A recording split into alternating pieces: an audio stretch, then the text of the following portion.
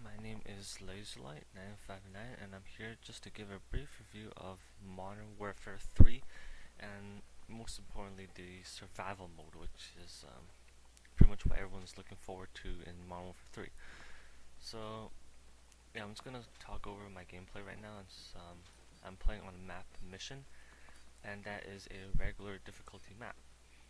So I'm just gonna give a little brief description of the game Modern Warfare 3 before I talk about the survival mode. So, as many of you know, this is the newest Call of Duty game that came out. It was released on November 8th, so it was around 2 weeks old since this recording. And what makes this special compared to other Call of Duty games, especially the Modern Warfare games, is the survival mode.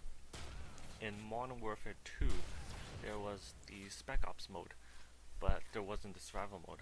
This one still has the Spec Ops mode, but has a new mode as well, which is the survival mode, which is what you see right now.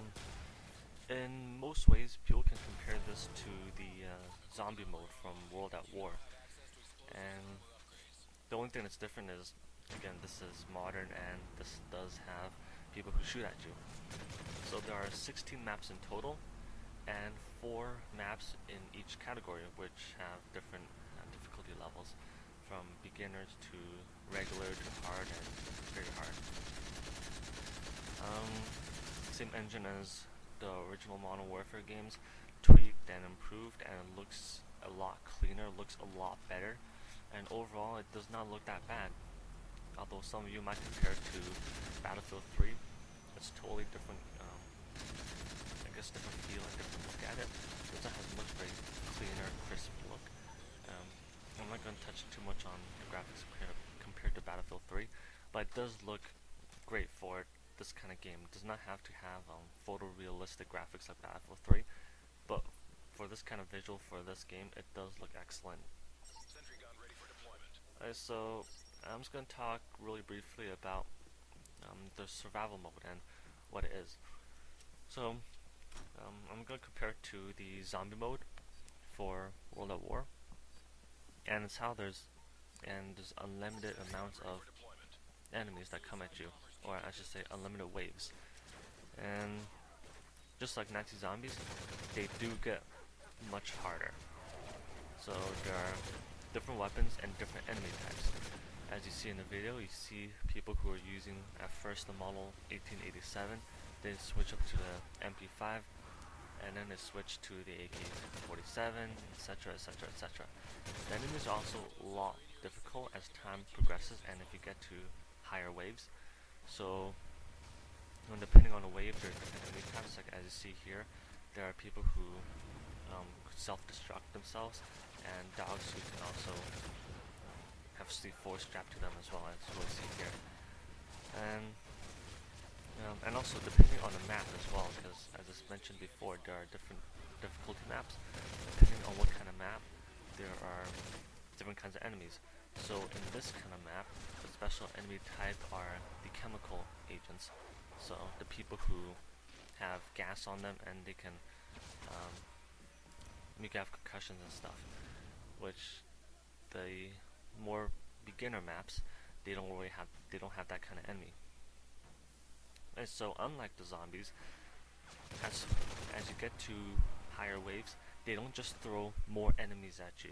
They throw enemies that get stronger, that get smarter, and are much better equipped. So in the beginning, just like Nazi zombies, you can knife them 1 time or 2 times. Here, and you see people starting to wear helmets, you need to knife them at least twice to kill them. So let's see, I'm just going to compare more with Nazi zombies, and this one, you actually have the entire map open to you. So there isn't unlocking doors, there isn't trying to find the correct way and funnel the enemy, there isn't any of that. The entire map is open to you, so you're free to camp out wherever you want. You can hide inside this house like what I'm doing every single time. I just go inside the house and just hold my ground. And unlike zombies as well, the weapons, the upgrades, the call-ins, like as you see the Riot Shield Squad, it all depends. You can only unlock it and call them in, and and buy weapons depending on your rank. So if you don't meet that certain rank, or if you're just starting out the survival mode, you'll be very limited to the amount of weapons and amount of call-ins and upgrades that you can get. I guess it could it could really make it balanced, because in the beginning, in the first few levels, these guys are just equipped with MP5s. So if you run and gun there with a I don't know, the AK-47, then you can create a lot of havoc, and it can really push you through the upper levels really fast. And I guess it's just for balance issues, which I'm just gonna talk about later on. Okay, in total, there are 43 weapons, including pistols, which is actually quite a wide array of weapons. I did not include the grenades or claymores or anything, so 43 is actually quite a big number.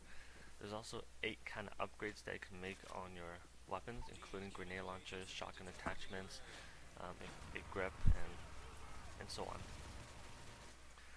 So now I'm just going to talk about what I like about the game. Well, first of all, it's definitely something fresh. It's something that is different from what Call of Duty usually brings, which is single player and multiplayer. This one is, you can do it solo, you can do it with a buddy if you want. So it really brings that sense of that kind of survival that you want. So yeah, that's what I really like about it.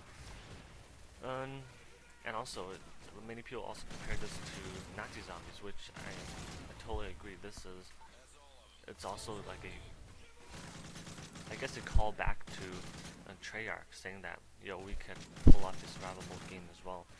So it's definitely great. I'm not going to debate whether I like Nazi Zombies better than survival mode, but I do like them both, and they are both really excellent. And also, what I really like as well is that it gets difficult really fast. They don't just send in little by little and just get harder and harder little by little, but it gets hard really fast. So you start seeing helicopters coming in at wave 6, and if you don't have yourself equipped with a long-range rifle or submachine gun, then it can get really difficult for you. And also, as what I mentioned before, unlike Nazi Zombies, they don't just throw out more enemies at you. They throw out smarter enemies who are better equipped and have better weapons. So it's a lot difficult, a lot more difficult, I should say. And it really brings that sense of this survival that you want to pull off. So kind of like what Nazi Zombies bring to you. You want to survive through it. You want to get as far as you can. Although there is not any incentive to get as far. So for, I guess, bragging rights. But it does feel really fun, and you could experience a lot of new enemies as well. So getting as far as possible is a good idea. And now I'm just going to talk about what I dislike about the survival mode. So first of all, it still feels a little empty compared to Nazi Zombies. That's what I mentioned before. Even though you get so far, there's no sense of excitement. There's no reward for getting that far as how far as you got right now. So the furthest I went in this, I think it's level 24, which is not really a lot, but it is better than most people, I guess. So yeah, it just feels really empty. It's still fun. I'm not saying it's not fun, but it just feels empty. As you see here, there's these juggernauts who are pretty much walking tanks, and those guys they jazz, like as what I said before, they jazz up the enemies. They don't just send the same enemies at you over and over again. So that's why I feel that it's lacking. It just feels empty. It doesn't feel satisfying. Another thing is there's no sense of exploration. You seem to be in the same place over and over again. Unlike Nazi Zombies, you open doors, which opens new areas. This one, you just seem to be confined to the same small map until you switch the map after you die or something. So yeah, it just feels like it's the same thing over and over again. And But then again, I can't really complain because they are known for their small and tight maps because they do use some of these maps in multiplayer. Another thing that I don't really like is how you can't purchase anything you want from the get-go, depending even if you have enough money for it. And I kind of touched on this earlier, and it might just be because of balance issues. They don't want people to blaze through the first few maps and really get so far, and it gets really difficult right away because they got used to these strong weapons, and by the time the enemies adapt to it, it gets really difficult. So again, it might just be for balance. Yeah, that's all I can say about survival mode. Overall, it is great. I actually play it a lot. I'm having a lot of fun with it, and yeah, so enjoy the rest of the video. And as you see here, I am going to die very soon. So yeah, have fun and hope you like the review. And yeah, if you plan on purchasing survival mode and don't really know if you should, or if you want more answers, or if you have any questions, then feel free to message me or ask me. So yeah, happy gaming. Not the best, but you made it.